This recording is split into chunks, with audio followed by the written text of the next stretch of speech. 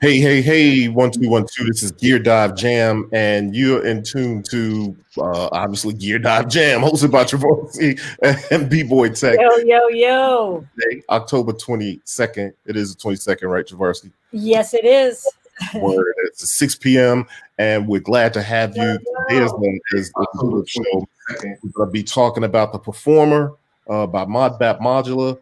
Whoever those guys are, and we're gonna be having we actually have Synth Dog and Voltage Controller, and you know how we do. We're gonna get down, we're gonna talk about the thing, we're gonna check out the gear, we're gonna dive into the gear, and then we're gonna jam. Let's go. I'm very excited.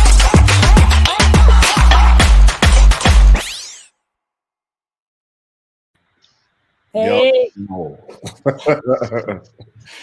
Yo, welcome to another episode. This is good stuff. Synth Dog, welcome to the platform. Welcome. Thank you. Voltage Controller, welcome back. Trovarsi, how you feeling? I'm feeling pretty good. I'm glad this is show number 2, and I think this is I'm excited. Yeah. So I wonder the people out there, we do all our different little episodes and stuff. I hope this stuff is useful to you because it's fun for us. It's cool to kind of have more content and be able to reach out to more people in different formats. So I kind of enjoy this format because it's just like fun. It feels like a meetup. Yep. You know what I mean?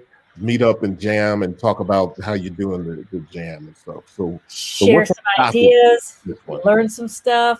Yeah. Yep. So let's see. This one today is about Per4mer, Modbap Modular Per4mer. Who's that by? Some guys. So those who don't know yet, the Modbap Modular is my new company, my new brand of modular synths, and that sorts of thing. A lot of plans for a lot of cool stuff. But first and foremost, I'll just kind of show this when I switch the camera, and you'll see. Right. Nice. There it is. Yo, Corey. So just for the sake of people that aren't too familiar with it, just before we start getting into it, why don't you say exactly what it is? Just cool. So I'll just kind of leave the camera on. So this is a 14 HP quad performance effects unit is what I like to refer to it as. It's a multi-effects unit for Eurorack that's reminiscent of performance effects like, what is it, the Chord K Oscillator or SP404 or even, XY effects here and MPC and that kind of thing. But it kind of gives you those vibes in Eurorack. So it's got 4 performance effects. It has a color processor that can give you, classic 12-bit vibes or lo-fi 8-bit vibes. Saturation, it's a really good saturation. And then wax, what we call wax, which is kind of like our vinyl sim. It also has a compressor, and it has sidechain or ducking, depending on what set you come from. And the 4 effects are delay, reverb, glitch, and tape stop. And so you actually get 6 effects in 14 HP. It's stereo in, it's stereo out, or dual mono, which makes for stereo both ways. And you can throw gates at it to enable the effects. You could throw CV at it to modulate the parameters, which are also the same as the 4 knobs. So yeah, that's what it is. Very cool. All right, so let me put the camera back, and then we can talk about it. I don't know. What do you want to do? You want to jump into a jam or what? Yeah, why not? Let's Synth Dog. Let's start off with Synth Dog's jam. Okay, cool. Let me get it set up. Synth Dog, while I set this up, why don't you just talk to us a bit about how you've been using Per4mer, and I'm gonna get your set set up here. Yeah. So look, I've been using it in the modular rack, but for this jam, and I guess quite a bit, I've been using it with the Deluge, the Synthstrom Deluge. I've just been patching it straight in, which is actually fantastic because you don't have to put it through any kind of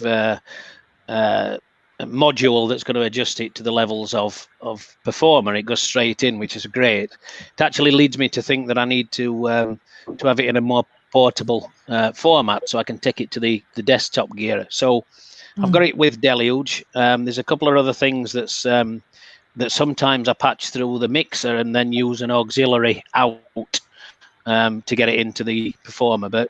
But generally I keep saturation on, and quite often I keep the reverb on. So let's hear it. All right. Great. Cool. Let's roll with it. I'm going to mute myself here. So.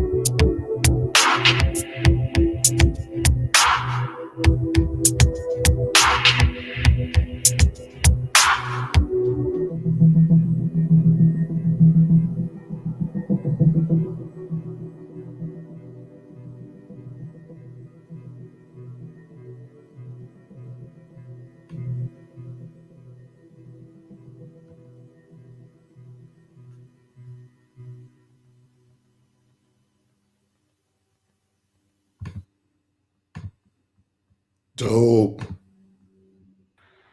Nice. Yeah. I just love that that delay. Oh, man. I think throwing the glitch stuff into something a bit more kind of ambient and stuff is fantastic, and I love the, when you can control it really, really well and bring it back into kind of time or move it out or whatever. Fantastic. Mhm. So yeah, I love it. I love it. Probably realized I didn't use tape stop quite, a lot in there, but it's got its moments. The thing about tape stop is this, you do have to kind of be creative, but even the way it is in the chain is kind of like it punctuates things. So you know what I mean? Like I find that I use it. Maybe I might throw it out there a couple of times during what I'm doing, depending on if I'm trying to transition to something. But it kind of becomes that kind of thing. It's perfect for like punctuating the transition or the ending the thing off. So yeah, it's like where a drummer would put a crash symbol. You put yeah, exactly. Yeah, I think that's exactly right. Yep. Yeah, when I was jamming with that, I think that I did with a clock and without, because then you can get it really wonky. Without, of course, use the tap tempo. But I've got the Deluge syncing the clock into Per4mer, which it locks on really well. So, I think that's why the delay and the glitch really pick up on some of the beats there. Yeah. Something else too, and I don't know if you all do this, but it'd be cool to see once the pre-orders start going out is how people use different things, because what I find is the glitch has always been, or beat repeat in general has always been a staple in my performance stuff, like it is with Shiro as well. But what I find is I use a feature of the glitch that I don't tend to use in other machines. Like the Force has, or the MPC has a beat repeat, but on the Per4mer, I tend to use the AR envelope, like the attack and release. Yeah. And so it's dope if you set the attack, pull back on the attack and then open up the release a little bit more. So if you have a gate going in, it throws it on, it kind of fades the repeat in. And then after it disengages, it actually fades it out. And then, so it kind of sounds like you've used a beat repeat and a delay. Exactly. It's dope for performance too. Yeah. And that's only like you were breathing new life into the beat repeat, because it was getting a little stale and stagnant, but like having voltage control and beat repeat and an envelope, like that's a totally unexplored territory. Yeah. And there's so many different things you could do with that, because another thing is because beat repeat can be jarring, right? Like, and disruption. I like adding disruption, but the beat repeat can be jarring in a way that sometimes you don't want it to be. Having a release allows you to control that and make it as gentle and palatable as you might want it to be. Yeah, and don't forget the reverse as well, the forward reverse, and especially modulated. I think that that can be quite interesting. Agree. I feel like there's still so much more I need to do with it. You know what I mean? Like that's good though. It's good. You can figure it out in like one weekend. No, that's the great thing about it. Like, I kind of feel like Trovarsi, it's one of those things, and not because it's a modular design, but I feel like it's one of those things that it may be deceptively simple looking. Which is actually kind of cool, because it's the user interface that's approachable. But I think it's one of those things you'll probably find out, even with just 4 effects on it, you probably find different combos and stuff that you might like about it months down the line. You know what I mean? And different creative processes might bring different things out of it. I think that when you said you're waiting to see what the reaction is to some of the effects, I'm waiting to see what the reaction is to the color.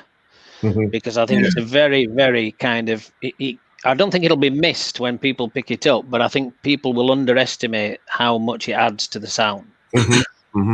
Right. I was using a color for like song mode processes. So like, the verse of a song would have a certain color and then you switch the color on the hook. It's like just carving a totally different texture out of the same voice is really dope. Yeah. Mm-hmm. Yeah. That's really dope. I hadn't thought about that, but I can tell you the color when I had my rack over the MPC. So I was using the MPC, then I would sample the parts back into the MPC. I used that wax color preset on so many different passes of Euro rack melodies. And then I chopped it up and made it into, and I was like, this is the dirtiest stuff I have ever made. I can see. I believe you're going to hear that sound on soundbacks. Like, trust me.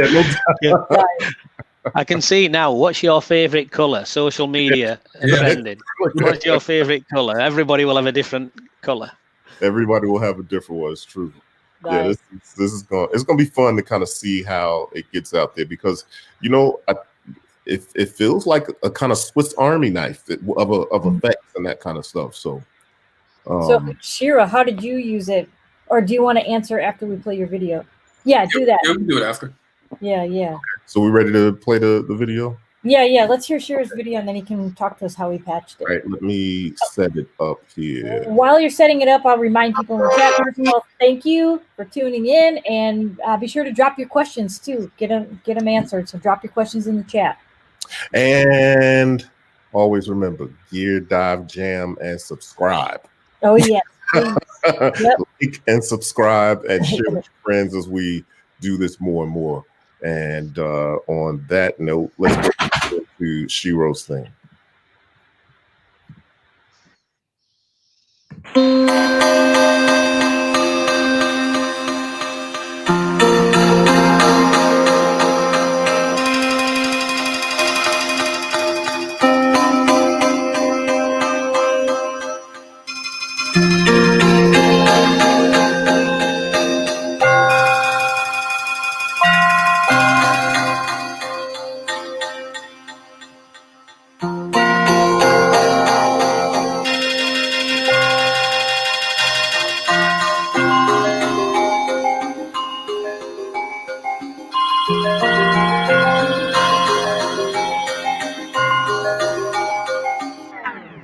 Voltage controller.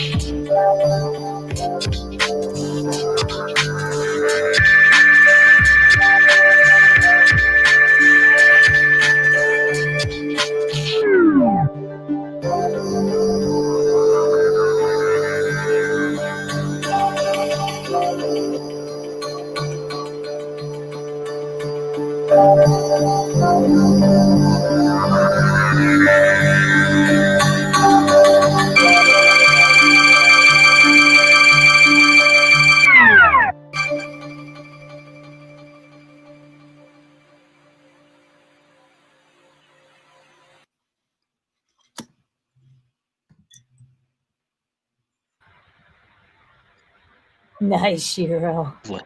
I Thank was you. like this on the screen. Glued to it. Yeah. No doubt. Talk about that patch a little bit, Zero. All right, so basically that patch, this was the first time that I hooked up. Left channel was processing 2 voices from the modular, and then the right channel of the performer was processing the stereo out of the digitone. So I was basically using the performer like a 2-channel mixer with effects. And I didn't have anything going on as far as CV. I wanted to kind of get more into the performance options. So I didn't patch any of the CV, so it was all just manually controlled. But I really like being able to process, like an outside groove box and the modular at the same time. It was like kind of a whole new experience. And I'm definitely going to explore that more. That's actually pretty dope. Yeah, so there's 2 voices from the modular, 2 voices from the digitone, and then the digitac is just going directly into the mixer. Okay. Nice. Cool. Real fresh. I like the way you did do a good amount of manual controller, but it wasn't like it was almost like you looked at it for an instance like it was an instrument or a part of the instrument. Absolutely. You were seeing the glitch, and it was all in time, but you were doing it at a regular interval. It was dope. Yeah. You were approaching that.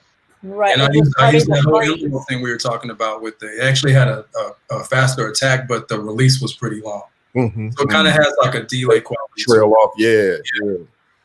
That's dope. A really controlled delay, you know what I mean? Like that's a trip. So you get a beat repeat that can almost trick the ear into feeling like it's a delay. Absolutely. Yeah, that's dope. Yeah, it sounded pretty dope. Like that's the thing, because the last time I saw one of your videos, you patched a lot of the CV, and that's what I was saying earlier. It's just like every time I unpatch it and then try to patch it, try something different, it's like completely different. Yeah. So far, every time like I'm approaching it different, so I'm kind of building up a lot of these different problems that it solves, and it has a lot of like sonic solutions for creativity to really get in there and touch the sound and feel like you're like really controlling the patch, like having like manual control over the patch as well as CV. I like the way you use the tape stop as a transition between sections as well, not just an end to something. It really linked up the kind of pin stuff out at the point when the tape stop came. It just felt natural rather than, because tape stop sometimes can feel like it's ending something. But no, I think that were cool. It was like a transition. I loved it. Thank you. Yeah, that's from Shiro's DJ DNA. I was like tape stop and modular, like who the fuck? It's a weird, beautiful thing. So, actually, Shiro, and I don't know, you may have touched on this just a little bit, but tell us a little bit about, like you were telling me about how it solves some problems in your rack for you. The biggest problem is I love effects. I grew up listening to a lot of dub and reggae. So like from King Tubby to Lee Scratch Perry, Scientist, reverb, like spring reverb and tape delay is like a main staple. Yeah. And, just having those options at your disposal in modular is really dope, because you can use effects to carve out sound and to do different things. But the big problem in modular is like all the effects, even though they're multi-effects, you can only use one at a time. That's like a huge limitation. And even with that one effect, like you don't have a lot of manual control. Like you don't have an arcade button. You don't have CV over, certain aspects of the effect. So having like CV control, then manual control and 4 effects is like, that's unheard of in Euro. So it's like really a game changer. And it's totally changed my rack, and I'm clearing out some space. I'll leave the names out, but some effects are getting taken out the rack. I've been there for like 10 years. I'm like, bye-bye. That's wild, actually, to say the truth. That's a wild realization that, for stuff that you've had for 10 years or so, you're actually going to be making room by moving this in there, moving other things out. Another thing, I had to have multiple effects in order to get this same vibe that I'm getting, partially the same vibe just by being able to use multiple effects. I had to literally have multiple effects modules. I think I have 3 now. Yeah. And I can say 2 of them I have not used since the Performer got to the rack.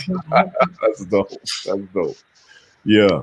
And you know that I had somebody, I can't remember if it was a comment on the video or on Instagram, but somebody mentioned that they were planning on getting, they listed 3 or 4 modules for effects purposes to get a certain sound. And they were planning on getting these 3 or 4 modules, and they like, but once I saw the demos and stuff of Performer, they forgot. They like, this is going to give me all of those in one. Right, and then save that space. And just save that space. Yep. Because it's initially too, like somebody would maybe think about, say, oh, but that costs this amount, like $3.99 or whatever. But when you think about it, that's 6 really great effects in one joint. You know what I mean? Just the 4 effects are dope. Then you bring in the colors and you bring in the compressors. Like, come on. Yeah. And you know, it's called Performer, but sometimes I just put the compressor on or reverb and just work on jamming with the other stuff. Not even treat it as a performer. You can use it just to the end of the line or an insert kind of effect. And sometimes I route it through the Cosmics and just use it as almost a send effect. So, you know, that's the beauty. It can be absolutely spot on for performing, but actually it can just follow a traditional, you know, inline effect. Leave it running and that's it. So you get best of both worlds.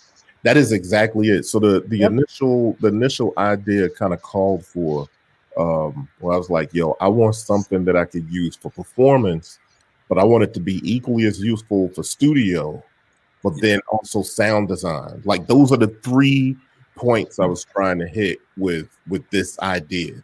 It just so happens that obviously it's a performance device, so you got the buttons that stand out the most, and it's to perform and everything. But really, like Synthol, like you were saying, if you just throw the delay and reverb on and use it as a send effect, or just kind of send your melodic things through it, you can really just leave that and let it be. Yeah, exactly. So, just latch it on. Latch it on. Yep. Yeah. One of the things I wanted to talk, I'm gonna switch my camera before we play another jam. I wanted to talk about this because I've gotten some questions about it. Here we go, webcam.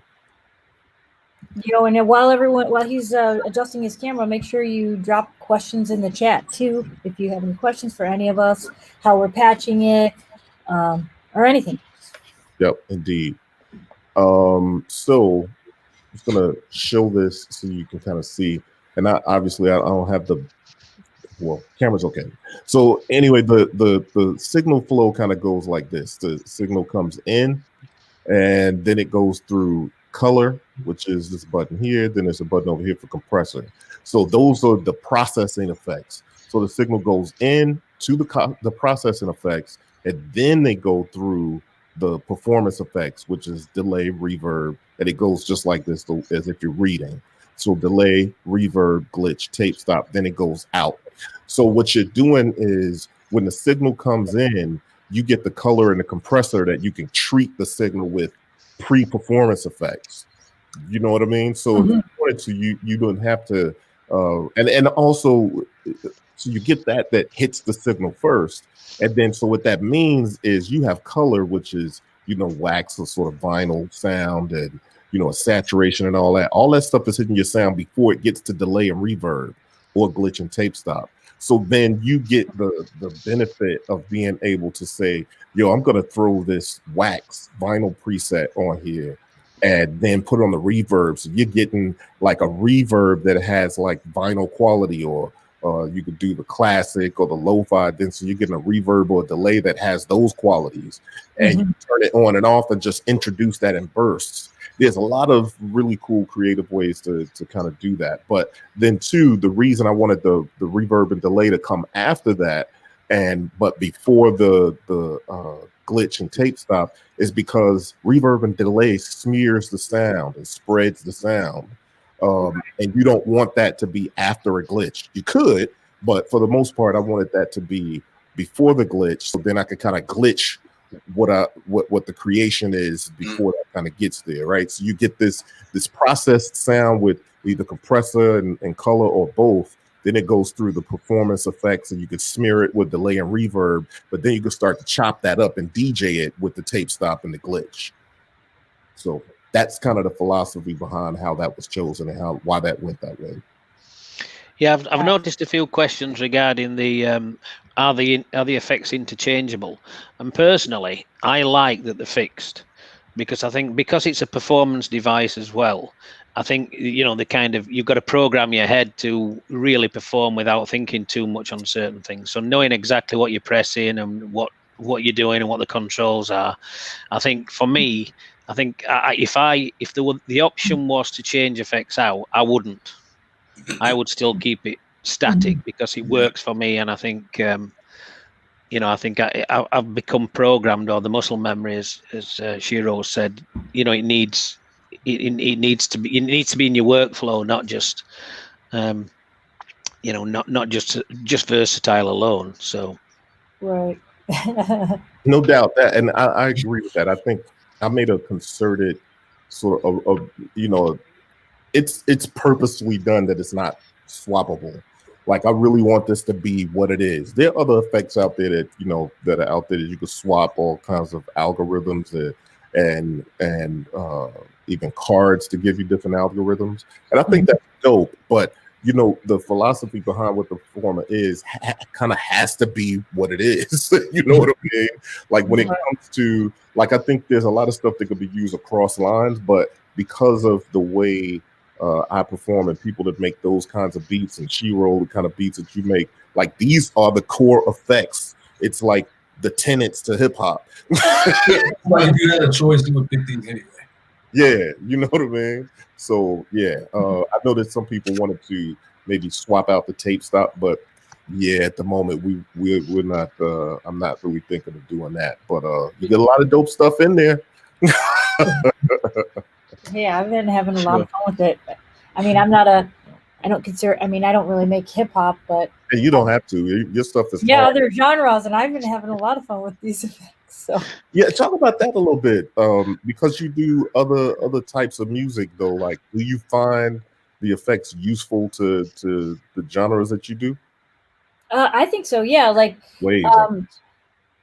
I've used like the tape stop for transitions, like how you guys are talking about. Tonight, I have it patched on a send return, so it's a way, like for example, on my patch this evening, if I hold the tape stop, it's almost like a pausing of the effect, you know, and then it can, like, I can let it go and let the effect kind of get back in, start back up. And same with glitch, like I'm just kind of sending like random gate lengths to it, so it's just kind of fluttering the synth a little bit, kind of adding a little texture. So I definitely think it's useful in all genres, that's for sure. And then I did a video for you too where I just was like performing with it and hammering it in there, and like, so it's fun, you know, like it's nice for both, you know, being able to, the tactile feel to perform and play, but also like to kind of just patch the gates or that and like kind of let it do its thing, you know. Yeah. Well, I wish I thought about it. I would try to play that one video of B-Logic. I really like the way he's using it with like the Digitact and the Digitone. He's using a MIDI track and has a MIDI to CV converter. And so he's throwing gates on, but he's sequencing the gates and then on the different sequences and sequencing them differently or not sequencing them. So as he's jumping through his sequences on the Digitact, it's, you know, using the performer in pre-sequenced ways. Like, you know what I'm saying? It's kind of I'm sequencing the gates tonight. That's how Oh, cool. So okay, you want to get into your jam? Sure, why not? It's just it's short, just to kind of show like a different way. I thought I wanted to try something different. So let me see. Hopefully my camera is still on here. And is it? Okay. All right, hang on. Turn down my mic.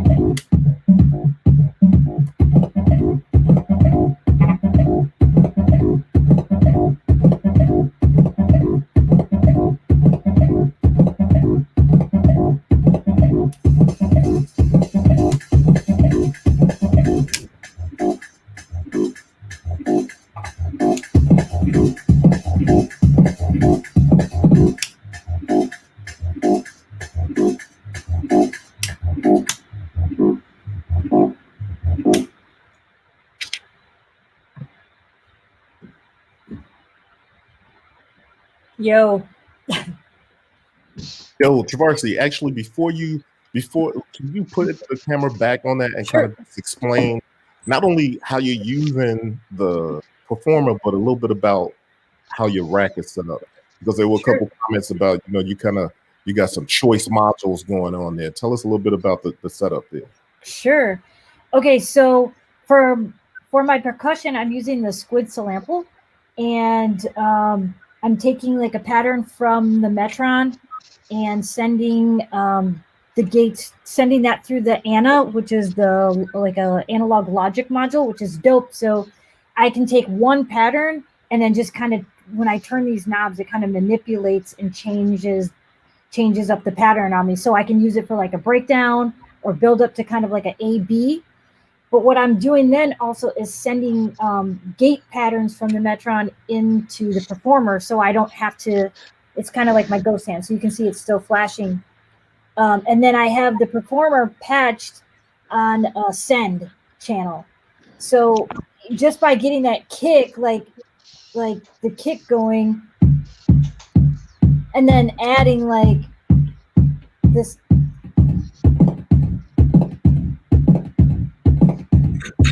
So that's all performer on that kick. I like how you put the reverb on the first hit of the kick. That sounds dope. Yeah. I didn't realize that was the performer kind of the rhythm of that kick. Dope. Yeah. So I was like trying to think like, okay, I kind of want to do like a minimal texture-y vibe. So just by adding the kick and then sequencing the gates and sequencing where I wanted the glitch to hit, that's where you're getting that extra texture over just a kick. And then over on this voice here, I had the Deckard's voice going, and that's kind of, and then the performer kind of glitching it and kind of a little reverb on there and just adding that little extra texture on top of it. So that's without the performer, and then that's with the performer, and then adding the kick with the texture. It's like having this nice minimal kind of, but otherwise without it. So that's what I was trying to do, is kind of use a performer between sequencing the gates and triggering it to kind of hit and give it that texture on the send channel. If that makes dope. Answer all the Oh yeah. That's a really dope setup. And like, I mean, the way you patched it made it a part of the overall instrument. Yes. It's so like that mixer is an important part of bringing it together with the performer's effects to kind of touch a little bit of everything. Yeah, I really like using it on the send, because that's why you can like kind of pull it out, and then that's what I was doing with the tape stop, is kind of like using that pause to kind of like doing like a breakdown, or just a moment where you're pulling away the effect to add just something adding a different vibe, and then like giving it back, like bringing it back in. So that's one way I was trying to use the tape stop like that. Yeah, dope. That was cool. That was cool. Cool. So exactly how you're using the cosmics, that's what I aspire to.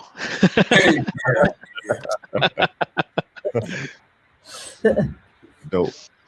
I got room for that cosmics now, thanks to the performer. Yeah, this is a fun little mixer, like in that send, having that, being able to have the 4 auxiliary sends, like it just adds that. That's why I was like, okay, I got to do this to kind of use the performer to kind of add textures, because then eventually I started to kind of ease in on the other voice I have, which you can't see, is the Jupiter Spirits by Recovery, and it's in this little, I have it in a palette case below, but adding that texture again, like sending it through the performer and adding it on the return there, is just, I don't know. I'm all about adding that extra little texture to kind of add to the groove, Yeah. I kind of dig that idea of, I already know that I'm going to have a couple performers, right? Because one, I think is going to be like the way you're using it in a mixed sort of aux send sort of way. where it's part of the Eurorack sort of system.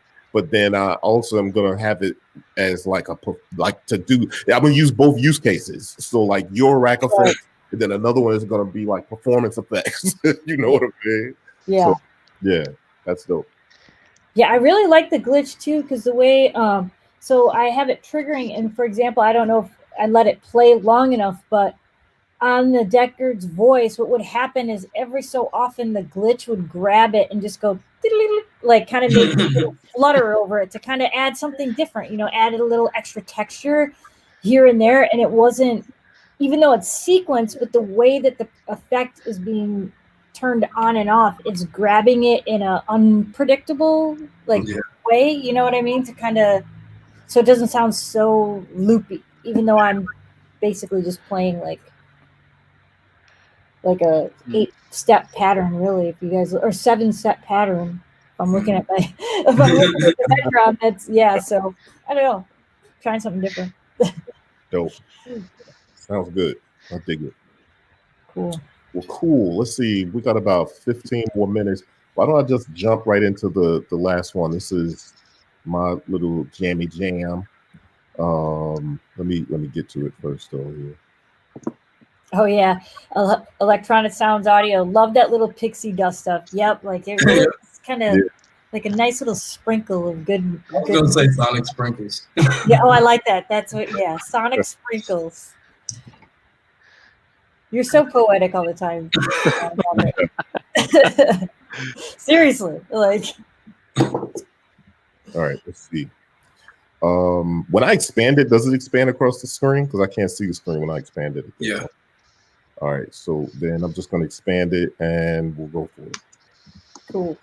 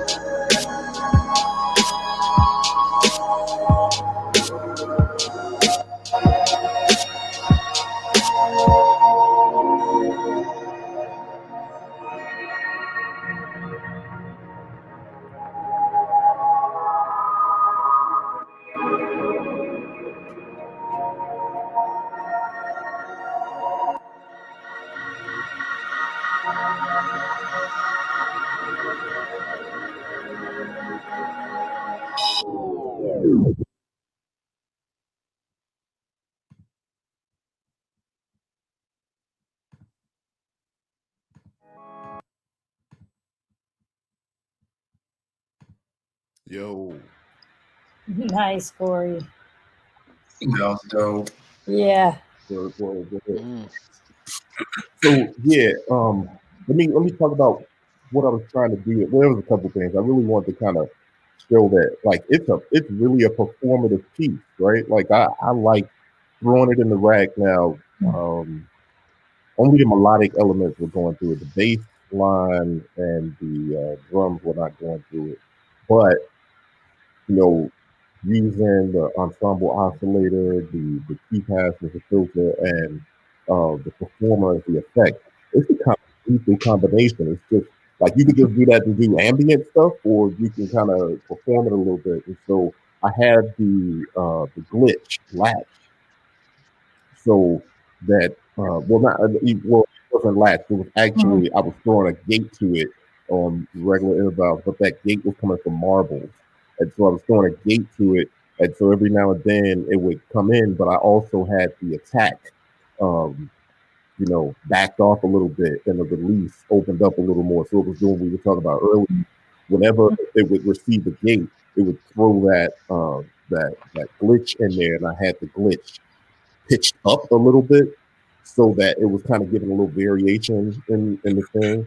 And there was a couple times when I took reverb or delay off of latch just to kind of, contract and expand it a little bit. And then towards the end there, I opened up the delay a little more, made the boom size a little bigger. Because that's the way I like to do my sets. Like when I do my sets, I like to kind of build up. And at the end, I just kind of like to let everything go. Like release it into the atmosphere. Yeah. Expand everything. You know what I mean? Beast mode.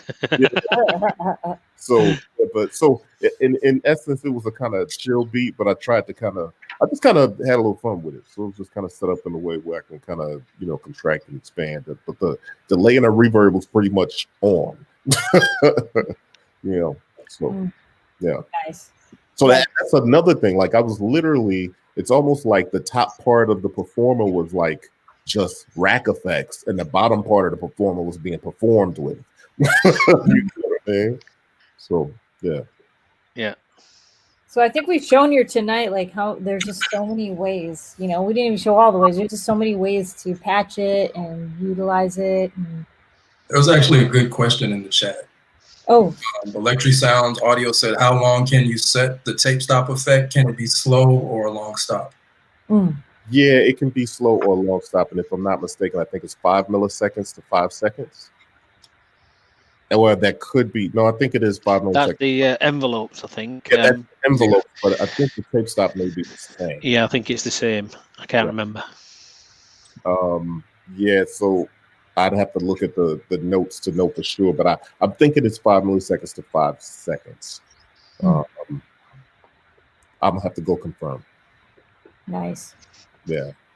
I just want to tell some people in the chat too, if you have more questions, I mean, now's your chance. You have Corey here, and you also have Synth Dog. He's the man who wrote the manual. So you might know things. So this is like, drop your questions now while you have the opportunity. Although they're reachable too, so you know our Synth fam. But now's a good time to get your questions out. But just to kind of dial that into, like, it can be really slow, long stop. even if I don't know the exact time right now. It could be like I can hit that thing and it'll just go. Yeah. Like, you know what I mean? Like a slow heroin nod. That's how long it is. Heroin nod slow. It's a mode, a secret mode on there. It is a secret mode. You gotta press delay, reverb, tape stop. You know, I was thinking that with the buttons. I think I mentioned it last time, but I've got this vision of having like a 24 HP module that's just got one display on, and after a certain button combination, a game over just appears on the display. Oh, that's great. We should hide a couple Easter eggs. I was gonna say you got it. Oh yeah. So yeah. So that is the performer, man. It's been fun to kind of see everybody's take, because we all do, you know, our own styles of music, and even you know we do related kinds of music. It's dope to be able to see the performer be able to be used in any of those contexts. And I think everybody's going to use the joint different. Yes. That's it. That is for sure. Yo, Wes. So any more questions out there? We got all of another 54 seconds. Minutes. I'll just say this too, just to kind of, first of all, I want to thank everyone for joining us this evening, and also, you know, Gear Dive Jam. This is, you know, an opportunity to cover gear. So if there are things that you're interested in, it's not just modules, it's hardware too, you know. So hardware synths, all of the drum machines, modules, you name it. Like if there's something you're interested to see on the show, drop it in the chat. And if you know, think about something later, drop it in the comments on this episode or the first episode or whatever, and we'll go back and check those comments. And you know, because this show is not just for us, even though we love doing this, but we're doing it you guys. So community. Yeah. Dope. And this last question, it doesn't do triplets, but who knows? You could probably do some interesting time and patching and stuff and get some pretty interesting stuff out of it. You know, because it does maybe patch the gate. Yeah, you could probably patch the gate in a certain way, along with some clocking of some sort, and get some pretty interesting stuff in there. Yeah. Yep. So it's a couple things though. Housekeeping. Be sure to follow all of these people on here. Yes. Also, be sure to hit the like button, share it with your friends, subscribe. So then, you know, and when we do these shows, definitely hit the like button, and even hit us up and let us know the kind of content you like, so we can and we can continue to do that type of content. Because you know we're just getting started here. And from a Modbap Modular perspective, pre-orders are open for performers, so go to modbap.com and get your cop on. And my man Synth Dog did that manual, and he did a quick reference guide. Definitely those. Yeah, it is a work of art. Download those and check those out. And be sure to subscribe to all of us and tell people about the show, so we can keep doing really dope stuff. And like I said, one thing that's cool about this, like Trovarsi said, it's not just Eurorack, it's other gear. And we're not, you know, what's dope about this is we're not planning to be dictated to by any gear companies. You know what I mean? So it doesn't matter if it's new or old gear. If it's something that we want to know about and we happen to have them, and we know somebody that, you know, could drop some tips on us, then we'll do that show. You are the gear company. Voltage controller unplugged with the banjo set. And you know, like the great part about it is like our guests are our fellow synth fam. I know that we've reached out to some of you. I see in the chat, like I'm sure at some point or another there's gear that you know that we want to know more of and we want to share with others, and you can be even a guest on the show too. So please reach out. No doubt. And yeah, cool. This is a good hour, guys. All right, thanks guys. Been fun. All right. Thank you. All right, peace and love, y'all.